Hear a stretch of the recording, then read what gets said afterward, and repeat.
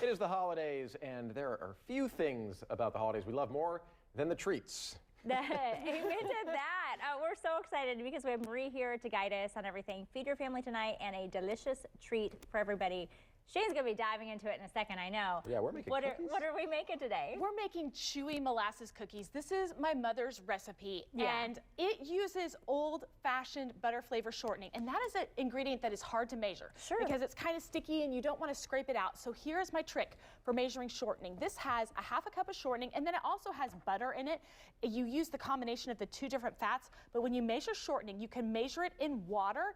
And this is a 2-cup measuring cup, and I need a half a cup of shortening. So I put in 1.5 cups of water, and when the water line hits 2 cups, then I know I have a half a cup of shortening. And so that is how you can measure shortening without having to scrape it. Yeah. And then I just use a slotted spoon and pull it out of the water. I have a 1/4 cup of butter and a cup of sugar in there, and then you can't have molasses cookies without molasses, and they're sticky too. These are some hard to measure ingredients. So I am going to spray this with some cooking spray, and then I'm going to put my molasses in here, and it takes a 1/4 cup. And so I'm going to put in a 1/4 cup of molasses. Now this is really magical, friends. When you pour this in, look at this, it just slips right out of it doesn't stick to the sides. It just all comes right out. Glide right out there. It just glides right out. And so you're going to mix that all together, and you're going to add an egg, and that's what I have right here. It's mixed. This is the sugar, the molasses, the butter, the shortening. And the trick to this is I add half of the flour. So this is 2 cups of all-purpose flour. And I put about half of it on, and then I sprinkle over the spices. This keeps you from having to do that sifting step that all of those recipes say. A teaspoon of cinnamon, a teaspoon and a half of baking soda, a half a teaspoon of salt, and that one's not coming out so well, and then a half a teaspoon of allspice and a half a teaspoon of ginger. And what you want to do is use your mixer, mix this up, and then add the 2nd cup of flour, and that's going to get all of those spices and leaveners distributed evenly. Yeah. And then you want to chill it.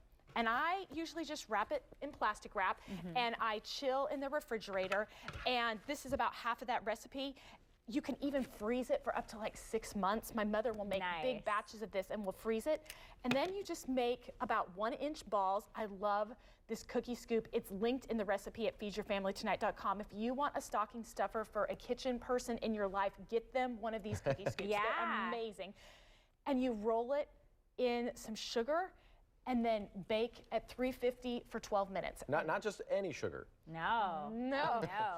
This is unrefined cane sugar. And Shane, you were commenting that it's sparklier. It's so especially on the finished product. Once you see later, these cookies just sparkle. It's awesome. This unrefined cane sugar, there's a difference between cane sugar and beet sugar. Most sugar that you buy in the grocery store comes from sugar beets, and I like to get this unrefined cane sugar. It has a slightly creamy color. It's not bright white, but I like the flavor and I like the texture that I get from this particular kind of sugar, but you could use beet sugar too. Both work really, really well. And it's nice. It's impressive. I mean, obviously, it attracted. Shane was like, what's with these cookies? Yeah. But, I mean, and they're not, it's the price difference between that and regular sugar, not too big of a deal for It's not, I mean, I get this at Aldi. If you can get it at Aldi, you're probably going to be okay. It's not a difficult ingredient to find, but it specifically says cane sugar on it rather than just general sugar. You're usually getting beet sugar. So that's kind of a little grocery shopping Season tip. of giving. Who wants one? Yeah. Oh, yeah. Okay. Well, hey, talking about the season and sharing the love, certainly online, your Facebook group, a great place to go to. Yes.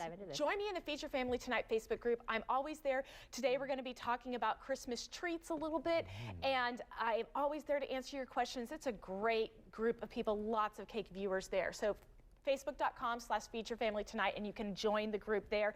This recipe is up on the website, feedyourfamilytonight.com. Chewy Molasses Cookies are a Christmas favorite in our home, and maybe they can be in yours too. There you go.